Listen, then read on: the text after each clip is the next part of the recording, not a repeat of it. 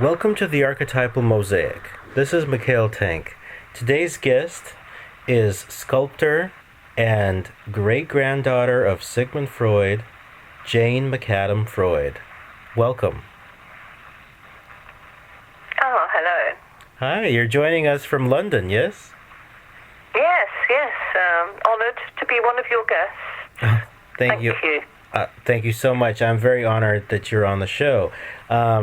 As a sculptor who has made an incredible name for yourself and have won awards, including the European Trebia Award, and your father is the extraordinary artist Lucian Freud, and your great-grandfather is Sigmund Freud.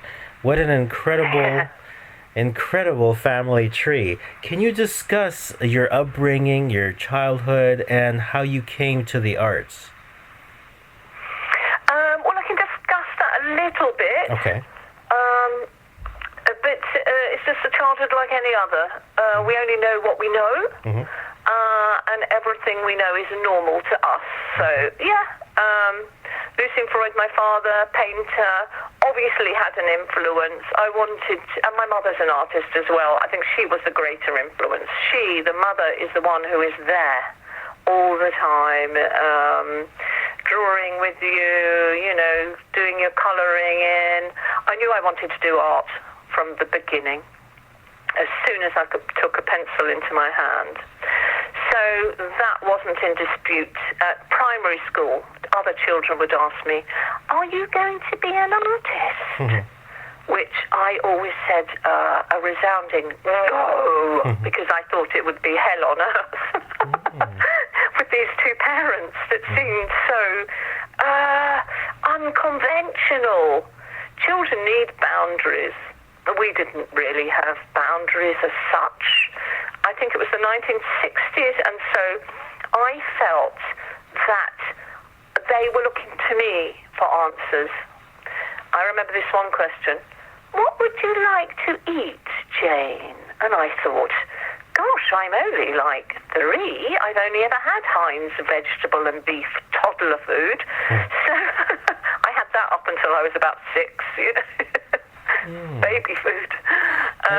So, it wasn't conventional, but it wasn't strict. I felt very free.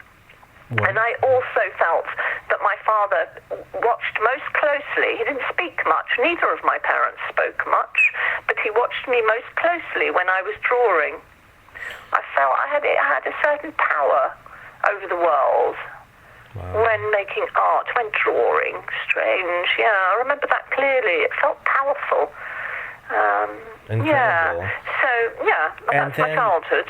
And then tell me a little bit about your mom's art, and also the kind of warmth that a mother gives an artist. Yeah, how interesting you should ask that. I think about it all the time. All the time at night. I think about my mother and I compare myself with her, and at certain ages. I think we do that as we get older, generally. Maybe the male does it with the father, who knows. So, my mother, she went to boarding school, a very posh, private, expensive boarding school in Surrey. It's a part of England. She went there from age 5, and her sister was 4. Now, can you imagine what a young age to be sent away from home? And I think this is the English way, really, in a certain, sphere of society. It's meant to be a good thing. But it was a Catholic boarding school. She was brought up by nuns, basically, at school. But I came home in the holidays. But it was a very quiet, rarefied atmosphere. So it left her not really chatty. So she wasn't a chatty mother. But, they don't hug, or, you know what the Catholic religion with the nuns is like, really full of repression, which is really ironic. Yes. Yeah. But somehow I think my father was attracted to Irish Catholic women, generally. maybe it's where the Cohens and the Kellys meet, the Irish and the Jews, although his parents were, basically not practicing or orthodox in any way. They came from the Jewish line with Sigmund. So it's an interesting mix of the Catholic and the Jewish. It's very odd. But I wasn't brought up in a religious way. My mother told me, you can decide for yourself. She was very warm intellectually. You can decide for yourself.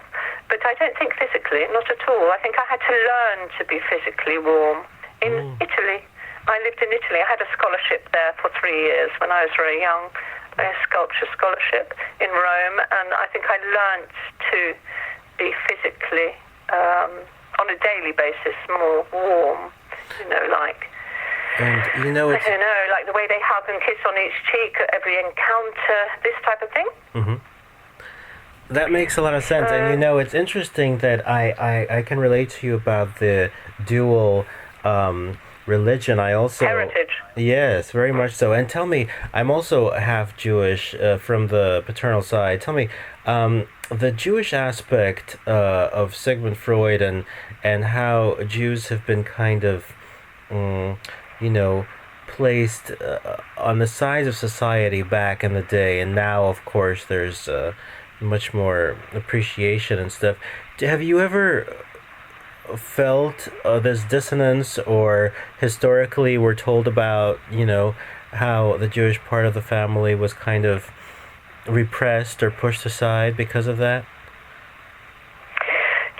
It's very interesting because when my mother left my father when I was 8 years old, from that point onwards, and I think before, she only used her name, McAdam. She didn't use his name. Okay. She felt it would be dangerous. Now, perhaps that was a fear of us being somehow treated differently if that was known, that side of our family, or perhaps it was because it was the 1950s and everything was much more... Well, it was the 1960s when... I was 2 in 1960, so I was born in 1958, so this is the late 50s. She's had me, her first child, with Lucian, my father, and I think it was maybe because society at that time was much more... anal, stuck in rules, wasn't so philosophical and expansive. Now 50% in London, over 50%, don't bother with marriage, but at that time it was quite a taboo thing to have children outside marriage, so it might have been for that reason. She wanted to keep private or hidden, I'm not sure. But we only used the name McAdam. But I was awarded, on merit, I never really told anyone about my father. We moved away from him. I had hardly any contact with him, none at all really, until I was at least my late 20s, at least, could have been early 30s, a long time, over 20 years. So 8 to 28, about 20 years, over. So I really didn't talk about him, didn't think about him on a conscious level, and I was, I suppose, more feeling the hostility about Irish conflicts. There was in England there was Ireland, Northern and Southern Ireland having a conflict, and often in the, I think, 70s, maybe 60s, 70s, there was sort of quite a prejudice against the Irish because all these bombs were going off and attributed to the IRA, so it was very difficult being Irish heritage, and that was my main problem. But then I won an award, and I had to bring it was called Freedom of the City of London, so it's an ancient honorary decree, and I was very young to win such an award. So it was when I came back from Rome. All this happened in my late 20s. I was 28, I went to Rome. I returned when I was 31. I received this award. I had to bring my birth certificate in. So it had ended up having both parents' full names. It was then seen that I was the daughter of Lucian Freud. But I was already an artist, collected and honoured in my own right under the name Jane McAdam, which is basically... all people knew about me, but I didn't really speak about my father. So It was strange because with that honor came anti-Semitism Wow. in a very subtle way via my friends. I could tell these people didn't even know they had hostility towards the Jews. It was some friends, not all, but I could see who did and who didn't in their reaction. Wow. Lots of preconceptions. I was shocked. It was the biggest learning curve of my life about how people don't know themselves and I don't know them. Mm-hmm. Yeah? Yes. I turned into someone else overnight.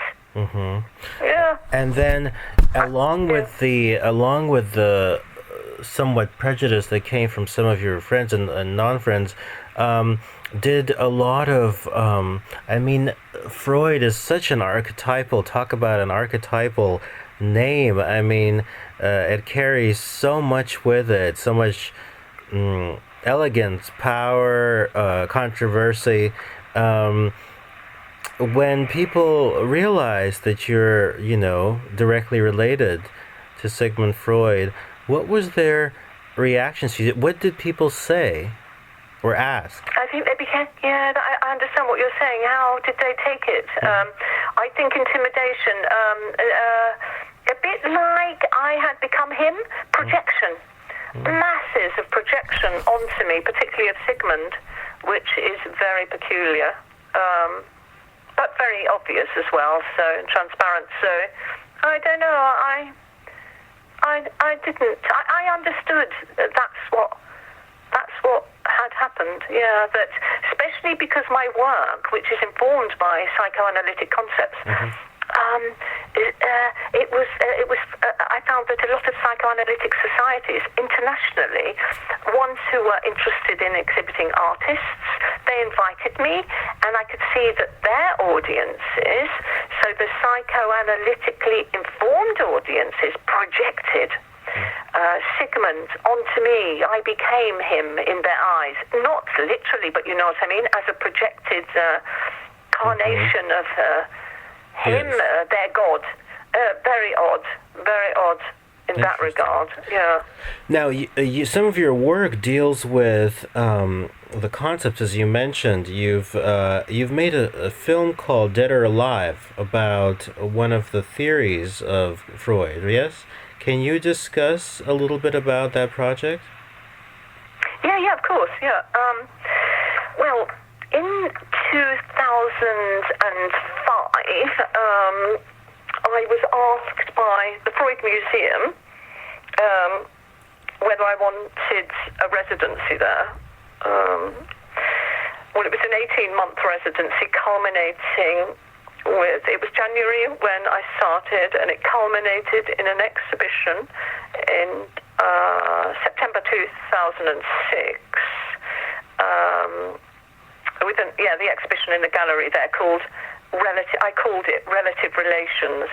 So what I was doing was making a relationship between my sculptures and Sigmund Freud's collected sculptures. But when I say collected sculptures, I mean those antiquities he collected, between 2,000 and 3,000 small statuettes, parts of belts, like little tokens that went on the end of sticks in ancient times to ward off the enemy, like Janus-type heads. Anyway, I found that unwittingly, or we might say unconsciously, I'd used the same sort of scale, and up to that point, my work's different now, the same sort of patinations on the bronzes, the same sort of materials like stone, bronze, this type of thing, as Sigmund, and I find one of his objects in his study, and if it spoke to me, like it reminded me of something I made, I photographed it and then photographed one of my works, and I sort of put them together with a video editing program and made them cross over and then return in each pair of images, so one of his, one of mine, and I saw the similarities and differences, and it was a way of connecting with Sigmund, because I'd been drawing these objects of his and touching objects that he touched, he he contemplated on, he rolled around in his hands. A lot of them are hand size, strangely, very intimate, which I'd been working with that scale at that time. So, you know, it was I think, a growing project for me to connect with my family that I'd been so distanced from during the period of being 8 years old and 28 or 31. I think when I finished Rome, I'd say the clear 23 years. I'd say for 23 years I'd been distanced from that whole branch of the family. So I reconnected during my residency at the Freud Museum, which was between 2005 and 2006, by drawing those objects that Sigmund collected, photographing them, and then making a film about how they connected with objects I'd made unwittingly that reminded me so much of, in hindsight, of Sigmund's collected. I call them sculptures. Yeah. That's extraordinary. You know, I have a book about some of the collections with photos, exactly what you're talking about, and I utilized that in an essay I wrote called "Brilliance in Every Unconscious." It was about having brilliance. What was it called? The paper that I wrote was I don't remember the title of it, but it was about having brilliance within the unconscious so that anybody could access it, and that these sculptures. Oh, how fascinating! How fascinating! Yeah, carry on. And these sculptures that Mr. Freud collected were kind of the archetypes to kind of access. But you brought up a gold mine of information here. First of all, in terms of any of these archetypal, tangible goods, were you ever passed down a sculpture or a piece of talisman which provides you, let's say you touch it and you hold it or you put it near your art studio, and it enlivens something and it brings you into a different realm, anything like that?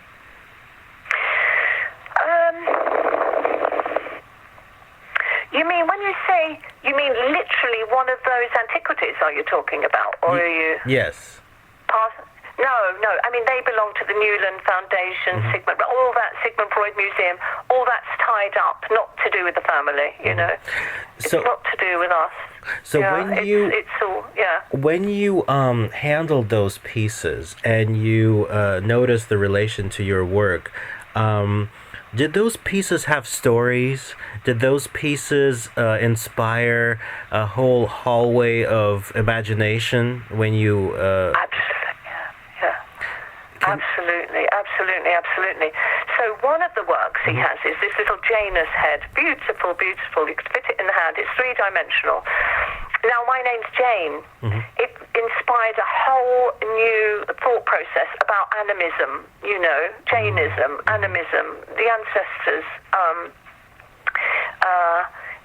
first civilizations, so the origins of man, who dealt with that? Like, there's an artist called Claudio Costa who sort of devoted his work, his life's work really, to looking at the origins of man and the origins of religion. And I became interested in the movement that he first aligned himself with, which is Archetypal.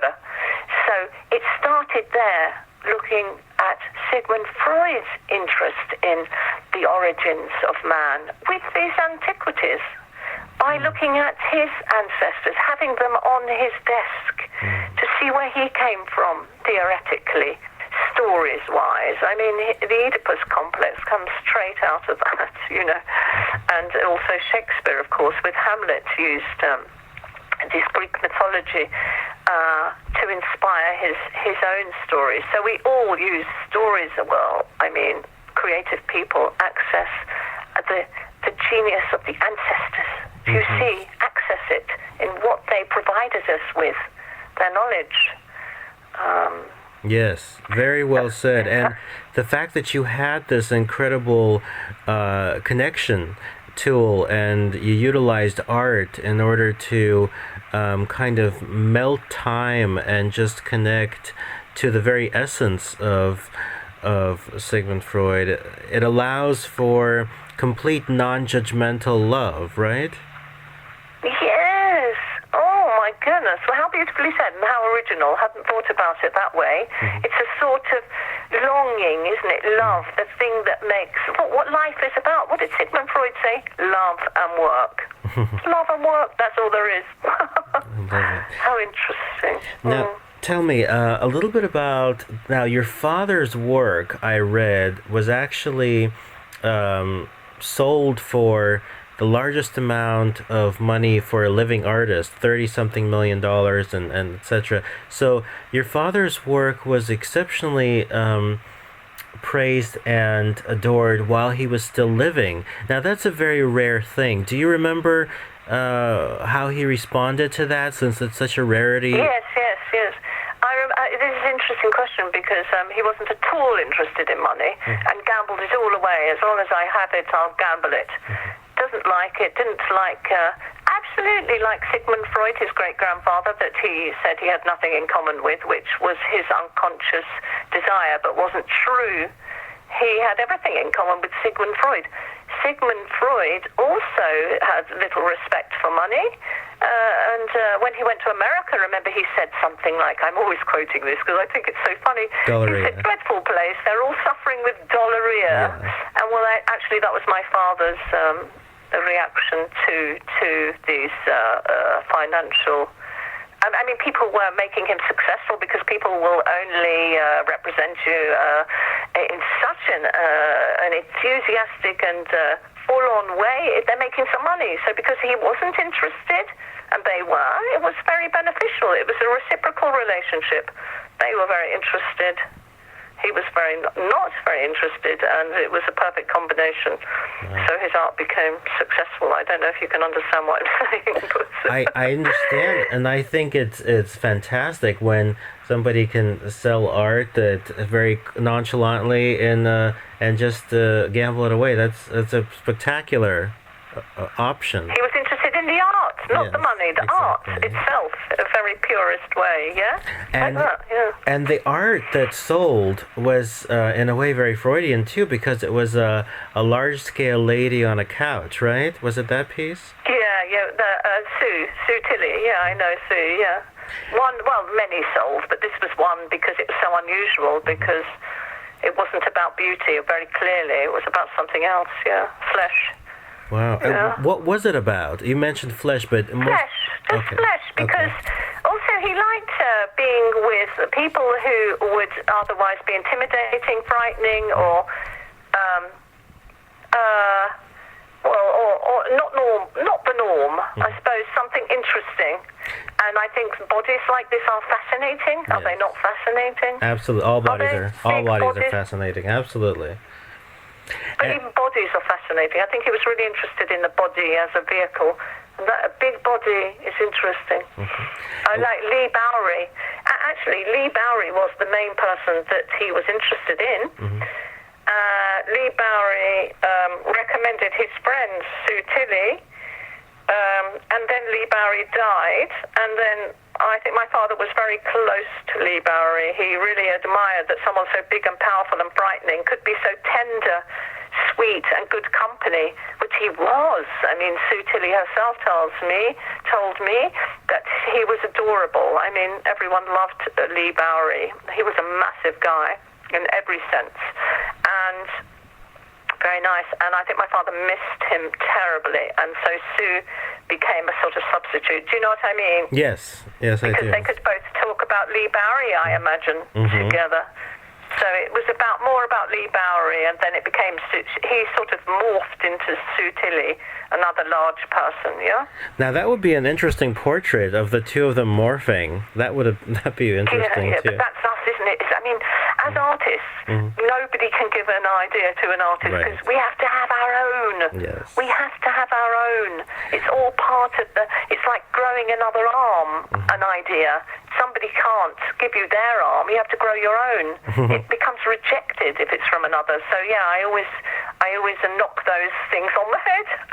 I agree with myself. you. I agree with you completely. I'm an artist in multimedia too, and I know exactly what you mean. Now let's talk about where creativity comes from, because of course, Freud had a student, very famous student, Carl Jung, who they argued a little bit and learned a lot, and the concept of the unconscious was born. As an artist, what do you connect to when you search for a new idea? Where do you think the creativity comes from? I don't search; it finds me. It's the other way round. The ideas are something that are with you because, all of us, we have five senses. We open our eyes and then they settle on something. So I always think that some things imprint themselves on the retina, or imprint themselves on the feelings, on the senses in some way, and it's responding to that imprinting, if you know what I mean. So just being in the world alive is enough. But I think we are taught to ignore our senses in favor of our rationalizations, and I think it's something that I didn't have. I didn't have that conditioning. I wasn't brought up like that. It wasn't part of my training, and it's not part of my disposition. So no, I don't have any trouble with ideas. I only have trouble with keeping up with myself. Which one? How shall I focus? Where shall I? But I trust myself, and I am interested in prints and drawings, in digital art, sculpture, medals, a lot of areas because of that. Because I'm not designing my course, I'm responding to what I feel is a greater intelligence, which is like being in the world, the sensory, like a conduit. I respond very much to my environment, to my political, the situation in the world politically, environmentally, on every level, socially, and then I let myself be instructed by what I've made. So I interrogate my works. I put them on the couch and say, to them, what are you telling me about me and my reaction to my environment? In that way I work, in a reverse way. That's a beautiful, you've stated that very, very well and very clearly, so that was really beautiful. Let's talk about the libido. You've added that to some of your work, and of course that's the work throughout your family tree as well. How does that influence the freedom of work, and what does it mean? Yeah, isn't it interesting? I think it is part. I think Sigmund Freud was right that we are like sophisticated libidos in a way. I don't think he said that, but that's how I feel about. I suppose both my great-grandfather and my father's work, at least, not so much my grandfather Ernst, but I look at both their output and feel that although they thought they were interested in the mind, it was governed by the body, if you know what I mean. So in a physical sense, with my father, who had so many lovers, and but with my great-grandfather, with the fact that he put people on the couch, he didn't tell them how long it would take. He analyzed their very essence, so their procreational drives in a way, and see how they had manifested, which channels they've taken, because really survivalist theory is that it's about procreation, of course, like with animals. And then my father did the same thing. He put people on the couch, didn't tell them how, stripped them bare, not mentally, but physically, they were naked, a lot of them. So, the sitters, and didn't tell them how long it would take. So it could take up to 2 years sitting. So they both put people on the couch and scrutinized them in this quest for what is the origin. In my father's case, what is flesh? Is it green and mauve, a bit like death colors? Or, is it this way a photograph makes flesh look, color-wise, this pinky color or coffee color? Or, there is this analyzing who are we You see how interesting it is? They both did it through their own drives to know who they were and their own origins, and how the libido plays its part, you know. Wow. Yeah. That's very specific and clear, and art is a great way to figure that out. Now, what about your grandfather? I don't know much about him. Ernst, yeah. What did he... My grandfather, yeah, I think this connection of mine with Sigmund is very much through my grandfather, Ernst, and his wife, Lucy. So my grandmother and my grandfather, I was very close to them, because when I was, 4 years old, my grandmother, she followed my father to his house. He was very private and didn't tell her about any of his children, apart from the 2 legitimate ones, the Kitty Epstein's daughter, basically, you know, my half-sisters. I have 2 half-sisters. Now, they came through his first marriage, and you know, my grandmother knew about them, but nobody else. But she was suspicious because he wasn't with them, you know, he was elsewhere. And so, I mean, they split up, basically, they divorced. So she was very intrigued. He was her favorite son. He was her favorite. And the same as Sigmund was his mother's favorite. So Lucian was his mother's favorite, and she followed him. And she went to our house. I was 4 years old. She came in. She introduced herself to my mother. She said, I want access to my grandchildren. My mother was quite happy with that. Fine. And she became very, I mean, I wouldn't say intrusive because I loved her. My father always said to me, I didn't like that she was intrusive. Well, I disagree. For me, I loved it. She said, I will find a school for her, for Jane, and she found me a school, and it was right, on the road that she lived on. So it was the adjacent road. So from the school, I could see our house, 32 St John's Wood Terrace. The school was called Robbinsfield, and it's in St John's Wood. So from age 5 till 8, she met me from the bus. So I went on the bus on my own. My mother worked in a fashion house. She did art, so she did painting, then she did fashion design, and she was working as a fashion designer. And so she put me on the bus with some children in Paddington who also went to the same school in St John's Wood. It was a couple of twins, 2 girls. And my grandmother met me at the other end, took me to the school, collected me from the school in St John's Wood, took me to her house for tea. And so for 3 years she became very influential. She looked at all my books, asked me what I did that day. She was sort of more of a mother than my mother in a way. You know, in that way mothers ask you lots of questions, because my mother didn't really speak much. So I think I got a lot of the information indirectly, as a 4-year-old might, from my grandfather Ernst, who's an architect. He was an architect.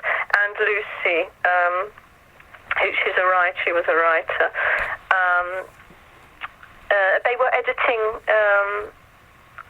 they were translating Freud's diaries during this time. So they were talking a lot about Sigmund Freud's theories and how they should write it in English from the German. It was written in German originally, and I think it's called Sigmund Freud's Diaries in Words and Pictures.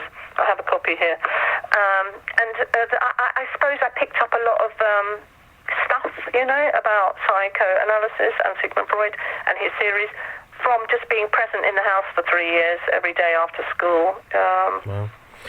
I think that's how it happened. I think. Thank you for sharing that.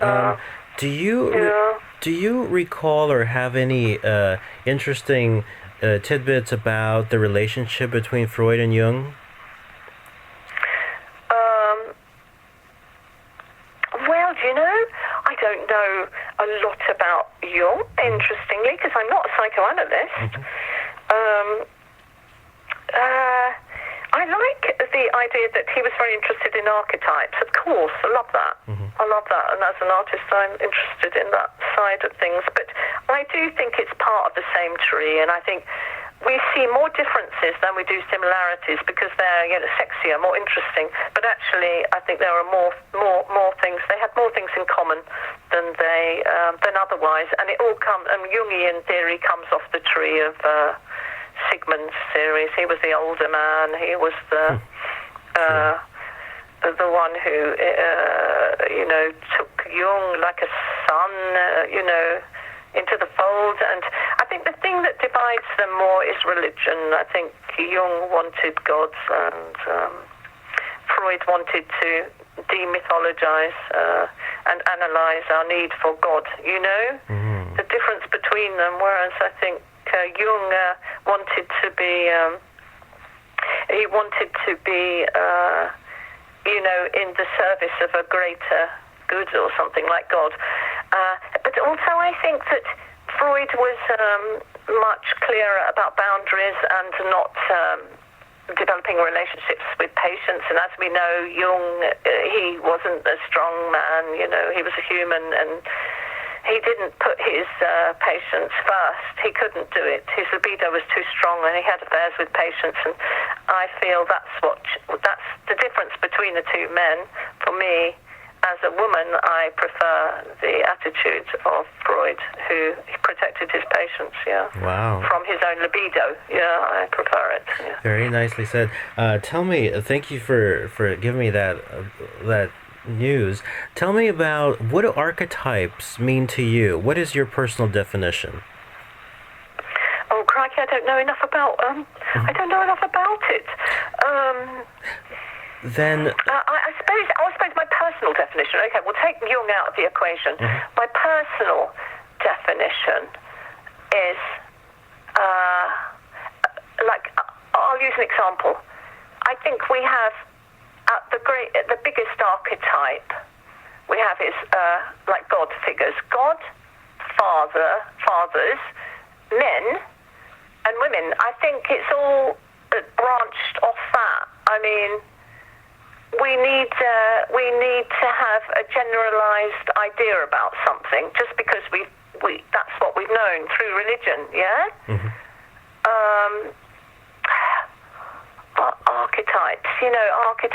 Archetypes. I mean, in a way, it's like, wow, I need to interrogate this word even. What does it mean to you? I'm curious about you. That's really good. Even that you've asked that makes me curious. Come on. It's a good point, because archetypes are, in a way, they're kind of psychic images which completely remove the concept of time, and they can transport us and bring forth the energy of whatever the psychic image retains. So that's why it's so incredible, the work that you did with the sculptures from Freud's personal collection, and then your sculptures, because they're forever alive, as long as they're protected physically, and whatever that they can, the soul that they can take with them throughout, wherever they are, it lives through all these generations when people pass on. So there's all this living energy that's stored inside. It can be images or objects or etc. So it's Isn't that fascinating? Because like with music, Mozart is still alive. He is his music. It's like he's morphed into another sense. Now he is music. You see how he stays alive? Yes. Or all music that is carried on playing, classical music especially. So I can see what you're saying, but you see how interesting it is that you know more about archetypes than I do, because my knowledge is definitely Freudian theory and not psychoanalysis general. I love it. Absolutely. Like Jungian. Yeah, because of my great-grandparents, and this is how I've learned it as a small child through his theories. So I'm it's not like I'm taking a conscious interest. It's become part of my unconscious interest, Beautiful. So different. They're kind of like time machines. Now, let's talk a little bit about the family. I want to talk about your art, because we are gearing towards the completion of the interview, and it's so exciting and interesting to talk to you that I just have so many questions, but I'm going to have to just narrow them down. I want to talk about a little bit about the family, your art that's coming up, and also a couple of more questions. Well, let's talk about the family first.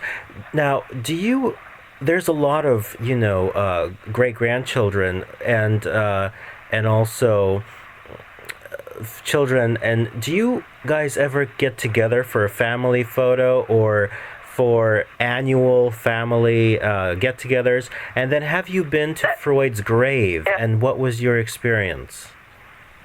What's the last part of that question? Have you been to Sigmund Freud's grave, and what was your feeling and experience?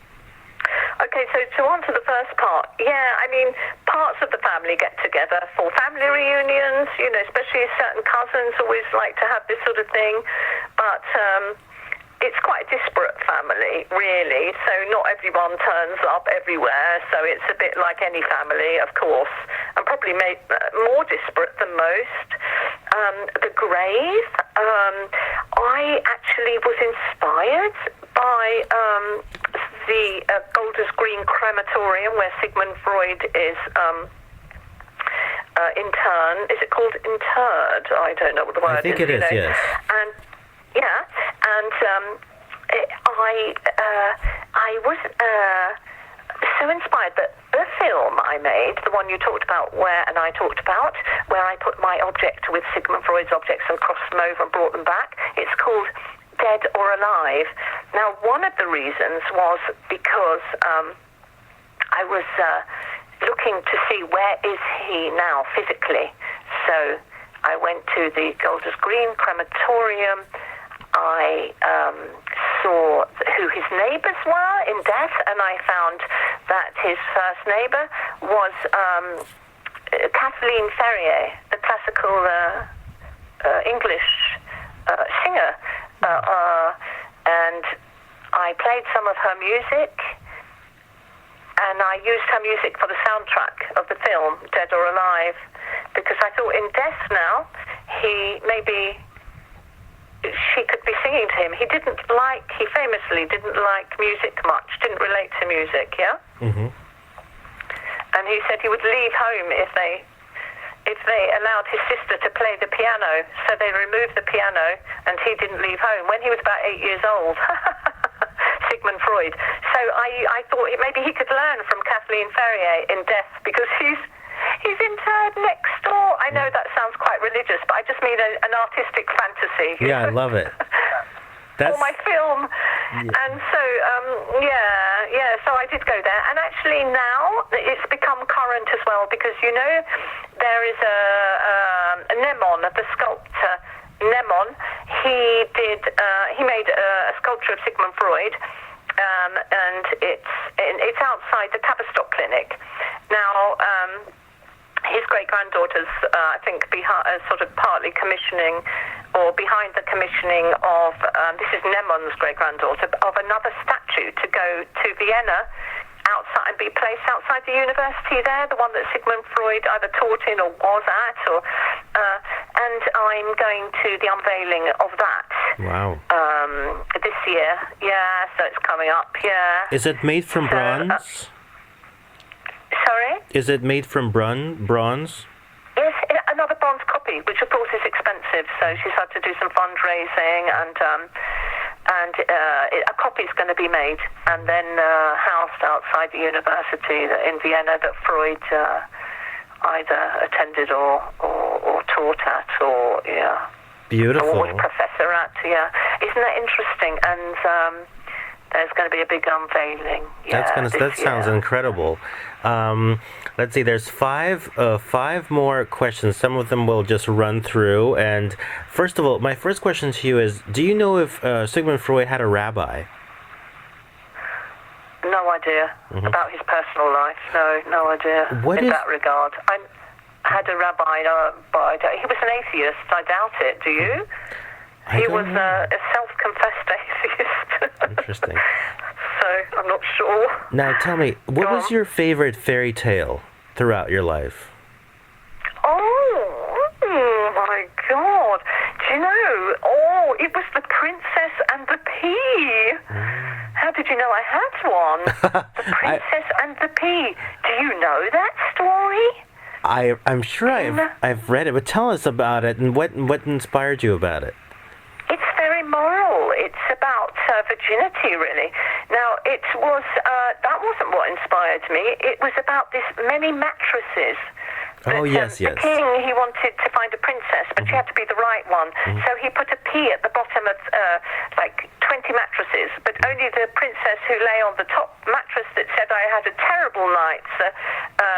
You know, there was something irritating my back in the bed. And only when he found that princess that had the terrible night's sleep, then she was the one for him. So it's about the sensibilities. To me, it was about the sensibilities. Like, I remember thinking, how fascinating. Trying to imagine how below 20 mattresses you could feel the presence of a pea. Yeah, I found it so fascinating. I think it appealed to my imagination, but really, of course, it's about the pure. He wanted to marry the virgin, maybe. In adulthood, I thought, oh, maybe it's about this. But that's my favorite, my all-time favorite. I loved it to death. I mean, you know, loved it. There's a Russian movie with a great actress, Alisa Friendlich, and that's an interpretation of the fairy tale you like, and I remember watching it and I loved it. Also, it reminds me of the many, many layers of the conscious and the unconscious, all the mattresses. Yes, of course it does. The layering, and beneath the layering, always like a computer, always the files are still there. Yeah, fascinating. The next and the last three go like this. Any special item that you have from Sigmund that is special for you?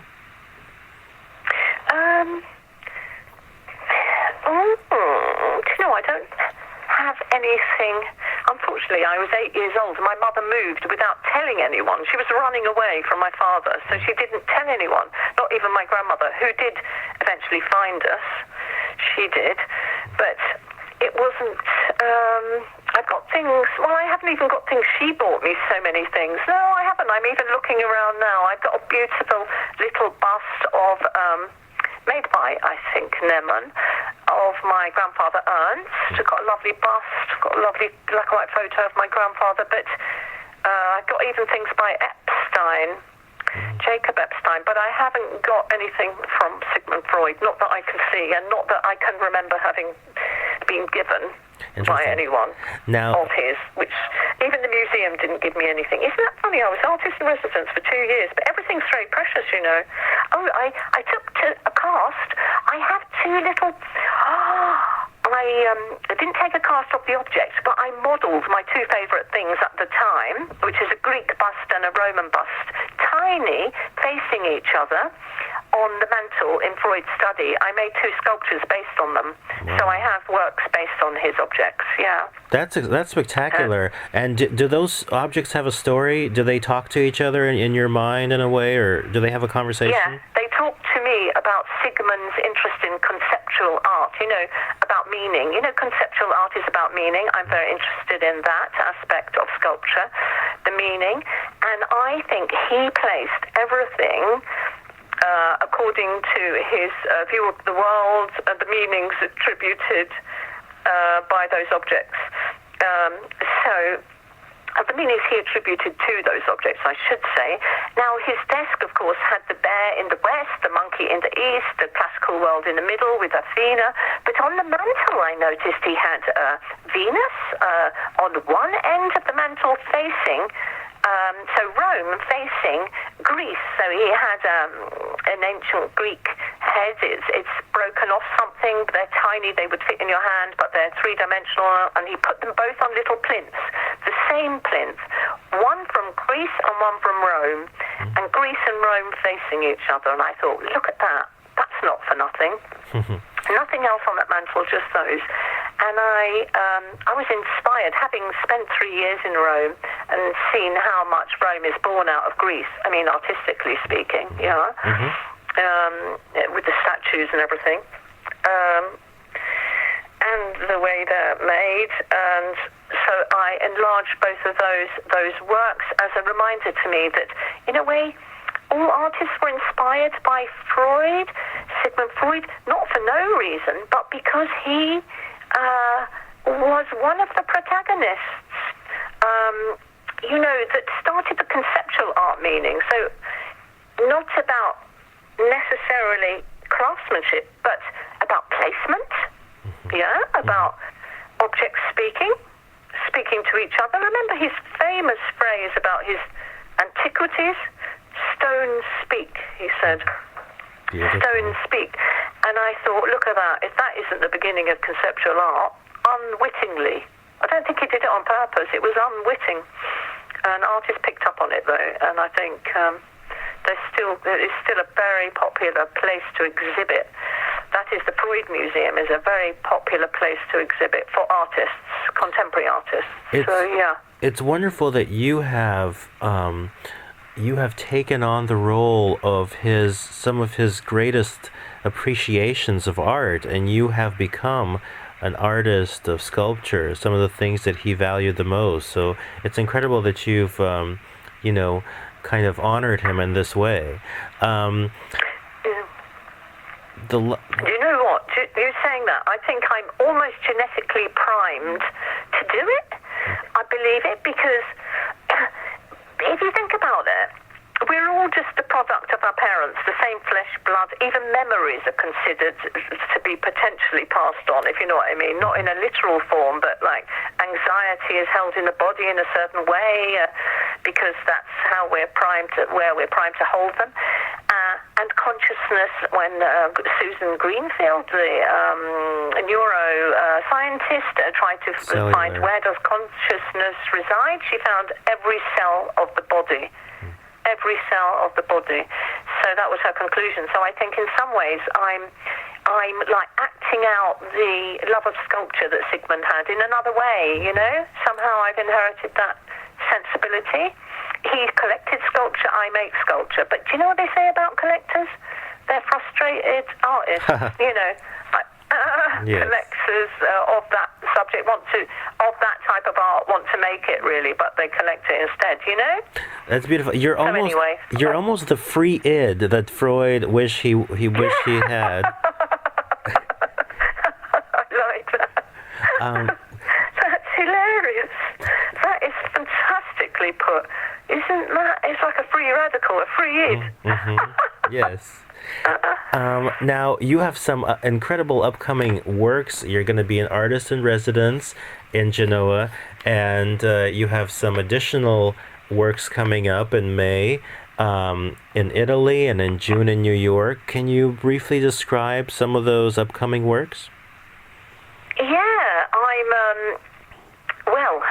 artist in residence, as you say, in the old psychiatric hospital in the fourth quarter in Genoa, in Italy, so sometimes pronounced Genova. So that's a year's residency, almost a year. It will culminate with an exhibition towards the end of October. So I'm off in February to start the work there. I'm going to make the work there. In March, I'm going to New York and Connecticut to give a talk in the university in Connecticut and to give a talk also at the Psychoanalytic Training Center in New York. So there's 2 talks there about my work and its inspirations and stuff. In May, I have an exhibition in Italy based on my show that's already in Milan now. It's called Autoritratto Impossibile, so the impossible portrait.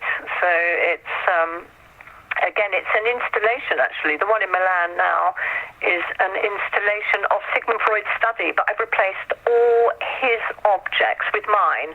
So I've got the desk, I've got the couch, I've got the bookcase, I've got the shelves, but on those shelves where those thousands of objects were, and on that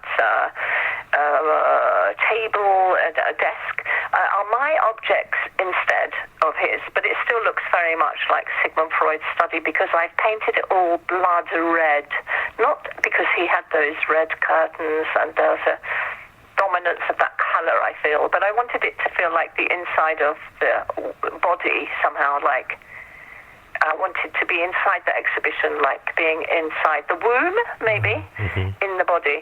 So that's, you can find that online anyway. This, it's called CE Contemporary, the gallery, and it's in Milan. And The exhibition's called L'autoritratto Impossibile, Impossible Portrait. So in May at the Palazzo Tagliaferro in Andorra in Italy, there'll be some works from the Milan exhibition there.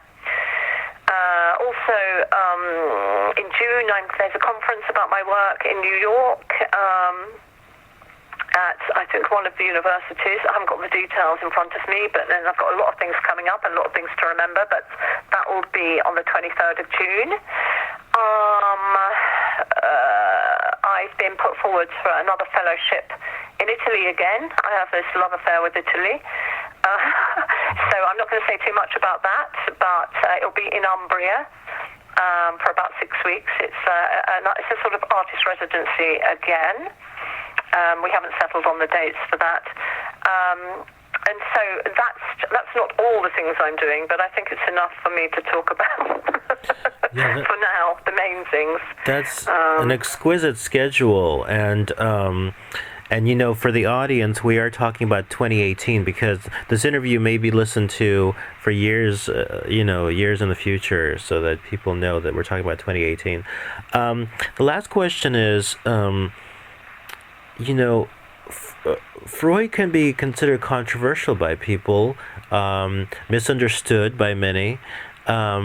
What would you say on his behalf to people who misunderstand him or try to denounce his work? Oh, sorry. What would you say about what? It cut out a bit there at the end, yeah. Sure.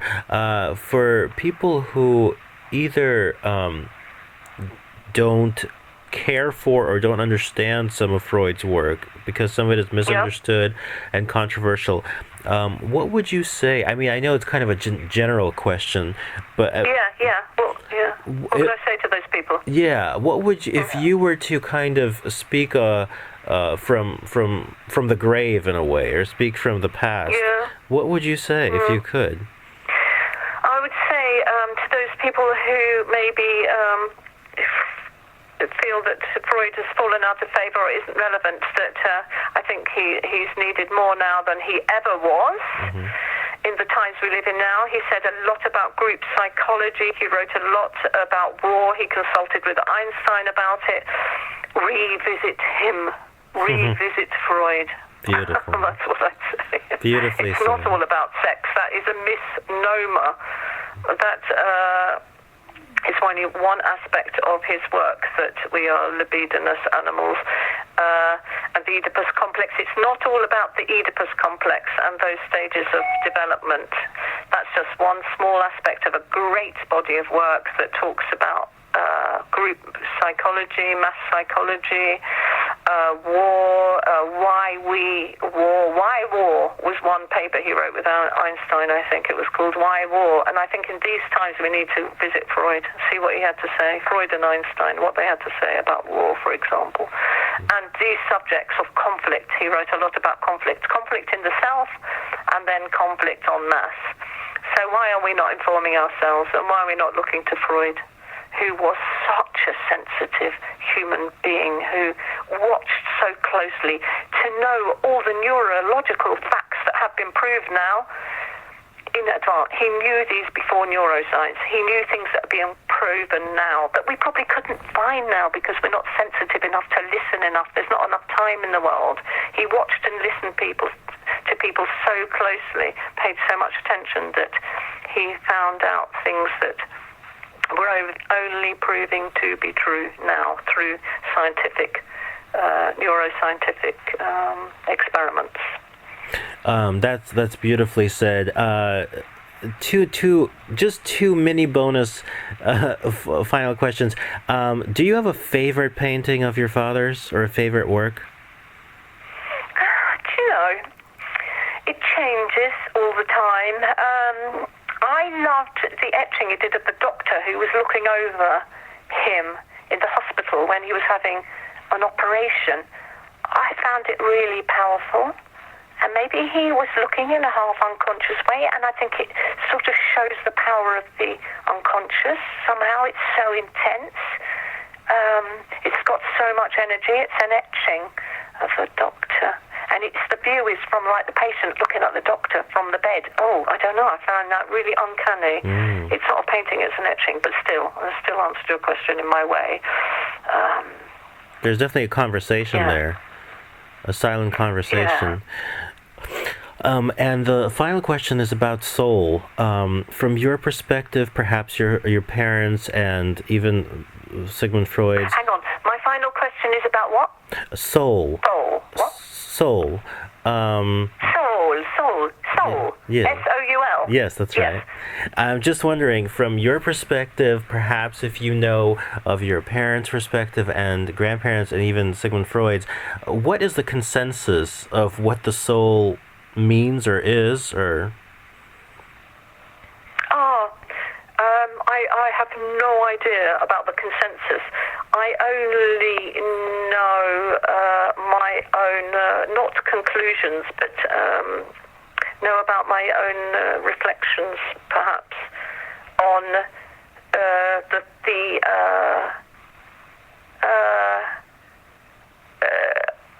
I would say on the interpretation of religion. I think it's psychology, if you know what I mean. Yeah. I think psychology and the way we interpret, channel, and deal with information has been interpreted as a soulful or mystical happenings. I think all this stuff we don't know about, we attribute to the unknown, which is, say, the soul or something that is looking after us in a search for the parent figure or the savior. We are all searching for the parent figure, the savior, the soul, the guardian of the soul. What is the soul? The soul is a funny old word, isn't it? What is the soul for you? For me, it's truly a separate entity from the self, because it really feels like, I always tell people that, I'm a very average person, I think, but my soul is really great because I felt it. I have a very interesting situation. When I was like 12 or 13, that the soul kind of came in a separate package in a way, and it guides me, and I can talk to it, and internally, of course, not just babble on the street, but and I feel like it's a very, very strong but separate entity. The good side, is it the good part of you in that way, or the guiding part? What part? Guiding and the parent part, yeah. And it's also the very wise part that has answers which I can't otherwise come to. Is it different to the superego, do you think? I do. Soul? Yeah, the superego is more the parent, parent the moralizer. Yeah. But don't you think the guide is always that? I think they're different things, because I feel like the superego will tell you, don't buy the diamond watch, and then the soul will say the diamonds may inspire you to create the work that'll, do this. So they may have a contradiction. The wise one, I totally know where you're coming from, and I'm sort of thinking, I don't know. I'm agreeing with you. What is that part of us? We know it's there. We know it's there. Well, that can be your next guest. Yes. What is the soul? I love it. It's been a tremendous pleasure having Jane McAdam Freud on the Archetypal Mosaic. You're such a free spirit and a true artist who appreciates your heritage and everything. And it's such an honor to speak to you, because I feel elated. Oh, thank you so much. It's been such an honor for me, and I've loved your questions. I really, really have. I found them very inspiring and, furthermore, enlivening. Thank you so much. So check out Jane McAdam Freud online, and please visit some of her exhibitions and works, because they are alive.